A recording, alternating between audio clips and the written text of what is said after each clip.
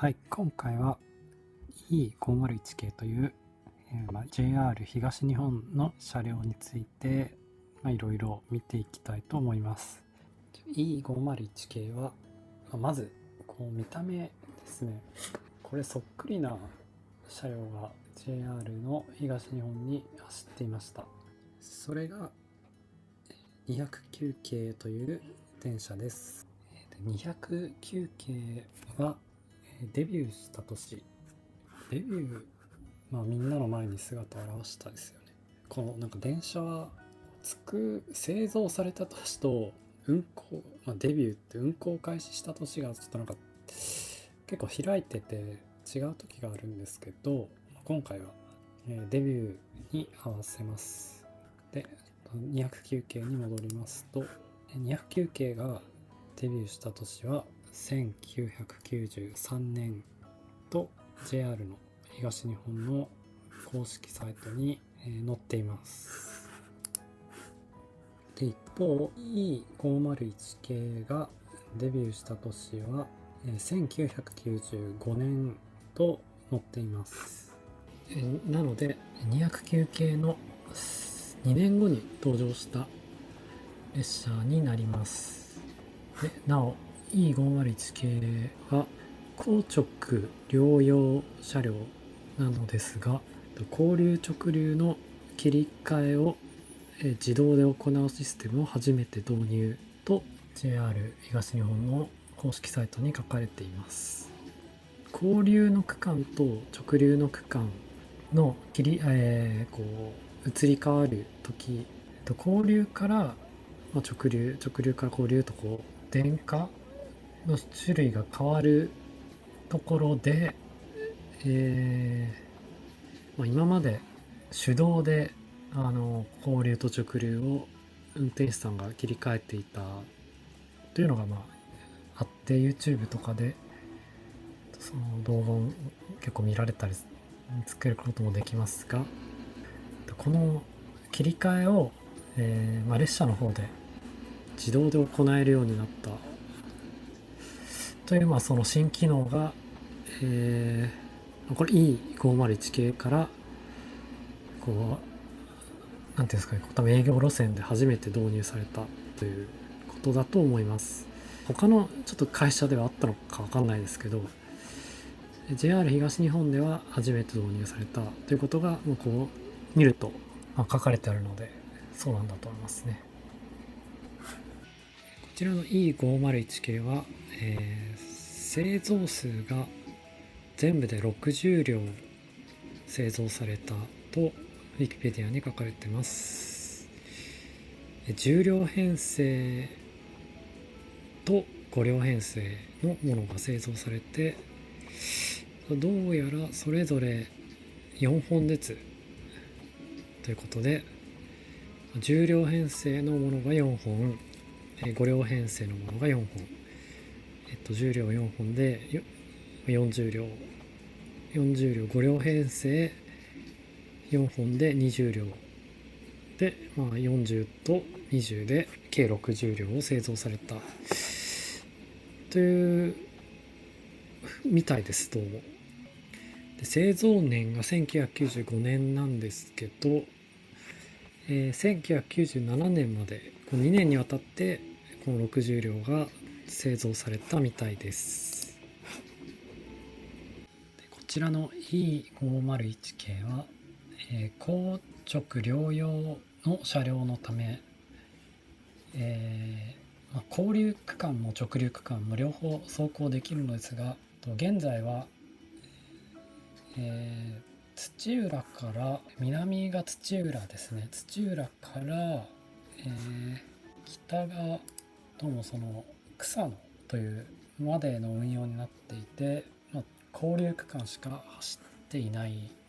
という状況です。でこちらの E501 系の付属編成の運用が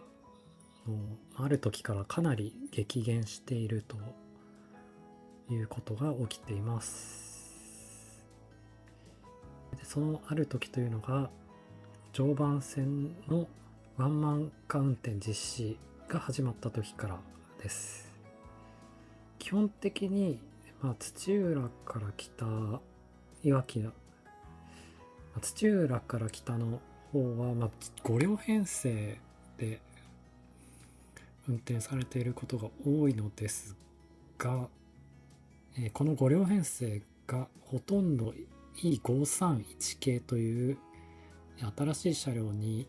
置き換えられています。新しいと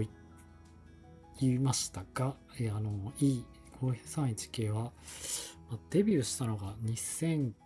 年とかだったので、今2023年なので、18年前くらいに登場した車両なんですけど、その増備がこう数年おきにされていて、一番新しいものだと2020年になってから新しくこう追加で作られたものがあり、その15年にわたって同じ型の車両が作られているので、中にはかなり新しいものも走っている形式になります。で、ワンマン化運転に伴って E501 系が、使えなくなったのは、この E501 系がワンマン運転に対応していないから、ワンマン運転に対応している新しい E531 系にどんどん置き換えられているということがあります。で、多分常磐線内の列車の本数自体も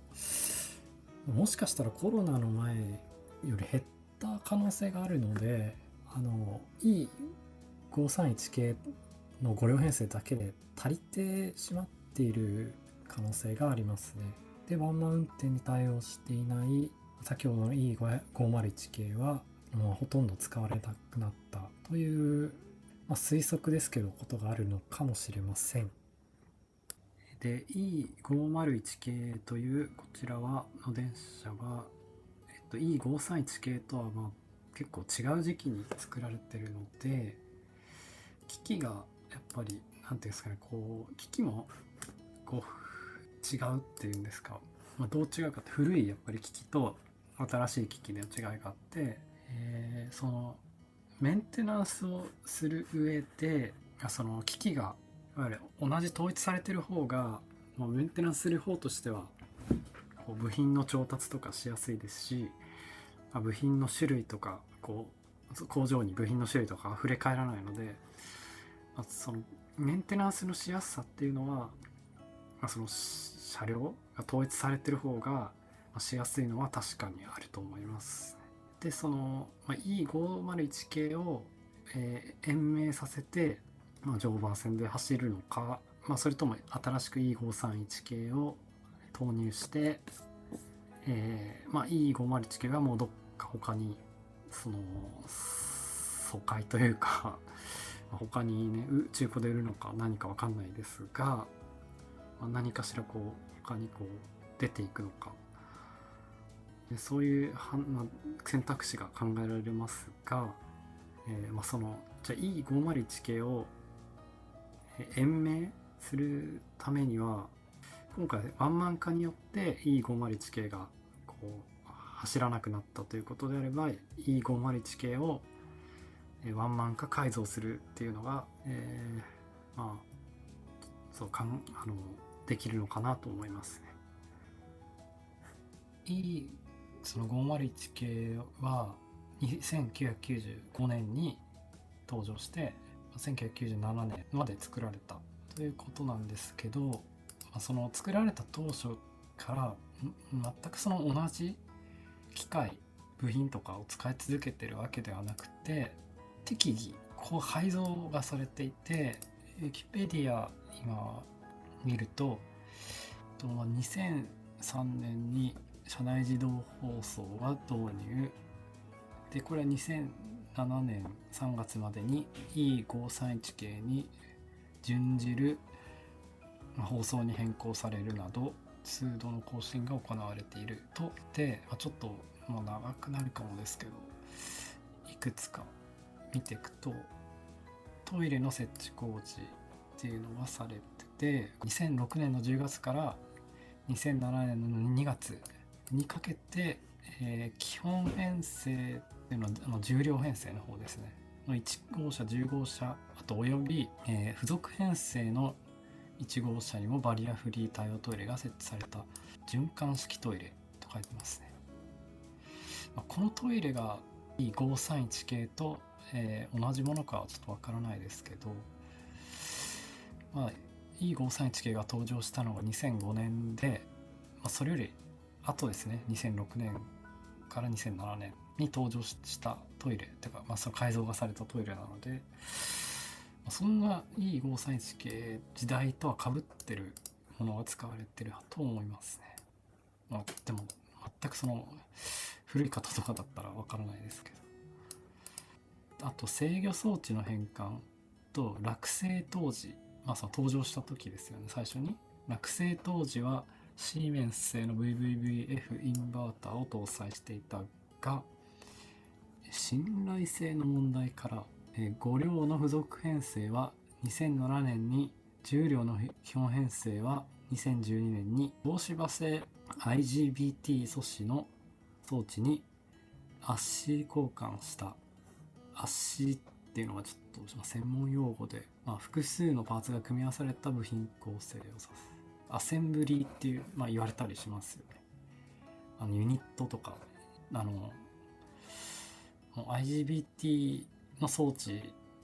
一式セットで部品よりちょっとちゃんと組み上がった状態を指すと思います。でパンタグラフも2014年から2015年、1月にかけて全ての付属編成がシングルアーム型の PS37A に交換されており、これも、比較的新しくパンタグラフが交換されている。で方向幕の LED 化、2019年3月から K701 と K752 編成の行き先表示器が幕式から、3色 LED 式となった。同時に側面の行き先表示器は行き先に加えて路線名を表示するようになったとなってますね。その方向幕も、2010 K701 と K752 という2編成に関しては、3色 LED 新しくなったということです。ということで、これ K701 ってどうなのかな、付属編成なのかちょっと今調べられるかな。K701 は、基本編成10両です。K752 が付属編成ですね。4つ編成があるうちの1つは標高膜が3色 LED に交換されたということになりますね。ウィキペディアに書かれてある改造はこのようなもので、新しいものに機器が変わってるので、メンテナンス、どの機器も多分メンテナンスの時期っていうのがある程度定められてると思いますので、それの時 E531 系と共通しているのが多ければ、そこまで部品調達にも苦労せず、そのノウハウ、修理のノウハウとかもエンジニアという技術者の人が